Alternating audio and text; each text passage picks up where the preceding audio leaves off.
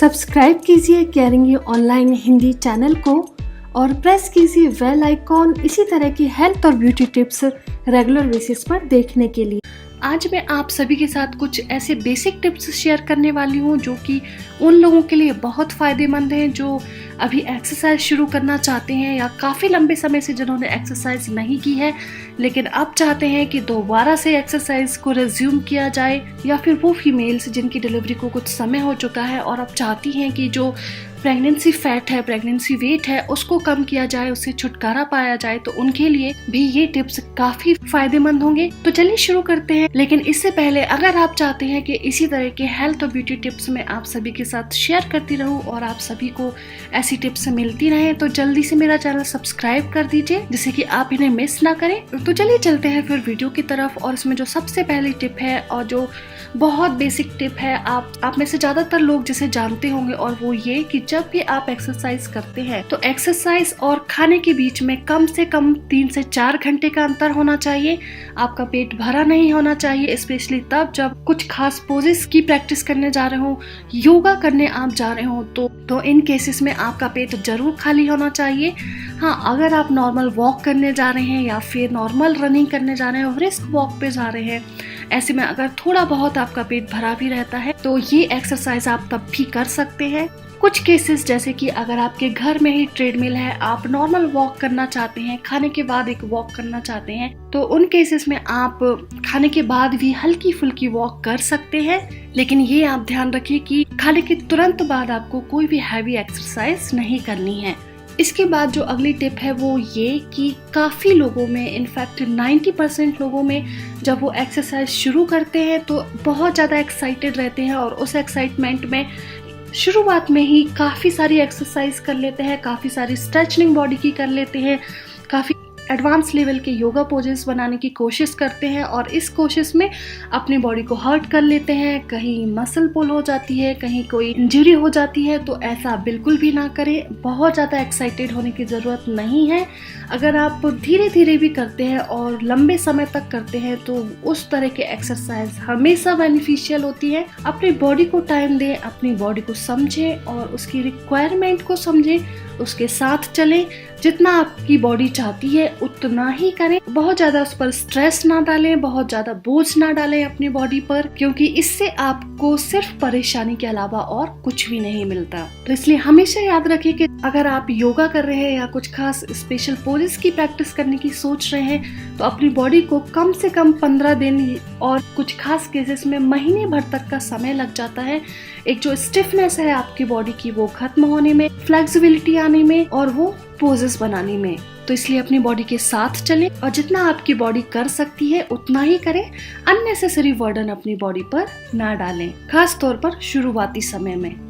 जो तीसरा टिप और सबसे इम्पोर्टेंट टिप है वो है उन फीमेल्स के लिए जिनकी अभी कुछ समय पहले डिलीवरी हुई है, या फिर वो फीमेल्स जिनका टमी काफ़ी बड़ा हुआ है और अपना बड़ा हुआ पेट कम करना चाहती हैं, उसकी चर्बी घटाना चाहती हैं। तो उन फीमेल्स के लिए, खास तौर पर फीमेल्स के लिए, अगर आप एक्सरसाइज करती हैं, अगर आप नॉर्मल रनिंग भी करती हैं या कोई खास पोजेस की प्रैक्टिस करने की सोच रही हैं, तो ये बहुत ध्यान रखें कि उस समय पर आपका टमी लटका हुआ नहीं होना चाहिए। तो इस तरह की ड्रेसेस आप पहले। मार्केट में कई तरह के टमी टकर अवेलेबल है जो कि आपके पेट को एक जगह पर कस कर रखते हैं, टाइट करके रखते हैं, जिससे कि जब आप एक्सरसाइज करती हैं तो अलग से आपका पेट लटकता नहीं है और अपनी जगह पर बना रहता है।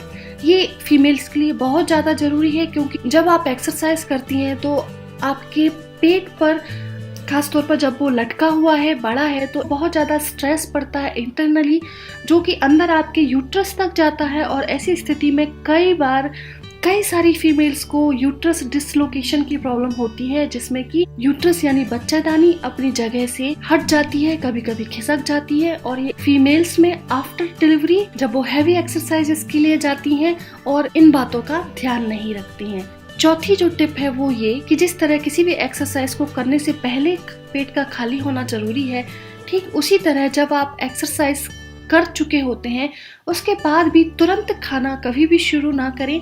हो सके तो नॉर्मल सिंपल लिक्विड लें, फिर चाहे वो जूस फॉर्म में हो सकता है या फिर नॉर्मल लेमन वाटर हो सकता है या सिर्फ पानी हो सकता है। कम से कम 30 मिनट या 30 मिनट्स का गैप रखें अपनी एक्सरसाइज और कुछ खाने के बीच में।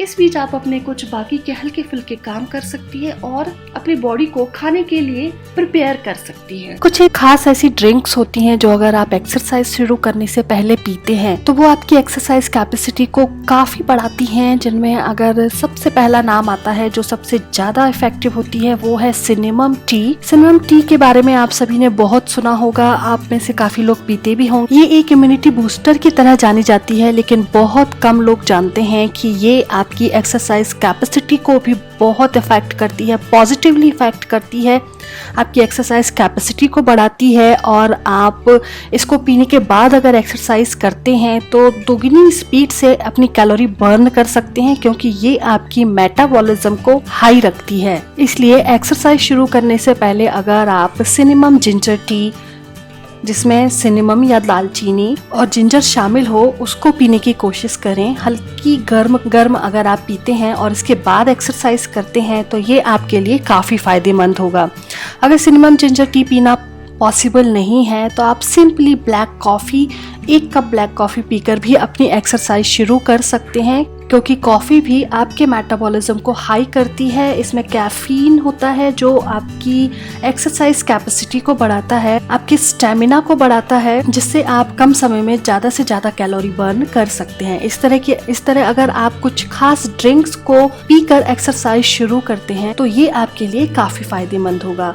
ठीक इसी तरह से एक्सरसाइज खत्म होने के बाद भी कुछ एक खास ड्रिंक्स का पीना काफ़ी फायदेमंद माना जाता है, जिसमें प्रोटीन रिच डाइट्स बहुत अच्छी मानी जाती हैं। अगर साधारण बोलचाल की भाषा में मैं आपको बताऊं तो जब आप एक्सरसाइज करते हैं तो आपकी मसल्स में बहुत टूट फूट होती है और उन्हें रिपेयर होने की ज़रूरत होती है, और इसके लिए अगर आप एक्सरसाइज के बाद किसी भी तरह की कोई प्रोटीन ड्रिंक लेते हैं या फिर प्रोटीन रिच डाइट लेते हैं तो ये मसल रिपेयर में आपको बहुत हेल्प करती है और आपको वेट लॉस में भी मददगार होती है। इसके बाद जो आखिरी टिप है वो है कि हमेशा अपनी बॉडी टाइप को समझें। अगर आपको कोई खास बीमारी है, जैसे अगर आप हार्ट पेशेंट हैं, तो एकदम से रनिंग करना या ट्रेडमिल पर रनिंग करना शुरू ना कर दें। ऐसी कोई भी एक्सरसाइज ना करें जैसे कि एकदम से आपकी हार्ट बीट बहुत बढ़ जाए, आपका बीपी बढ़ जाए, क्योंकि ये आपके लिए डेंजरस हो सकता है। अगर आपको थायराइड है तो ऐसी कोई भी एक्सरसाइज एकदम से करना शुरू ना कर दें, जैसे कि आपका जो गला होता है, गले वाला भाग होता है, उस पर बहुत ज़्यादा स्ट्रेस पड़े, बहुत ज़्यादा वो दबे, क्योंकि हमारे गले वाले भाग में ही हमारी थायराइड ग्लैंड होती है और इससे वहाँ पर हार्मफुल इफेक्ट्स हो सकते हैं। तो आज के लिए बस इतना ही। मेरे अगले आने वाले वीडियो देखना ना भूलें, क्योंकि उसमें मैं आपको बताने वाली हूँ कुछ ऐसे हेल्थ सप्लीमेंट और कुछ ऐसी एडवांस एक्सरसाइजेस जो आप कर सकते हैं, अपने डेली रूटीन में शामिल कर सकते हैं, एक बहुत अच्छी स्किन, हेयर और ओवरऑल हेल्दी बॉडी पाने के लिए। तो मिलती हूँ आपसे अगले वीडियो में किसी नई हेल्थ या ब्यूटी टिप के साथ। तब तक के लिए बाय बाय।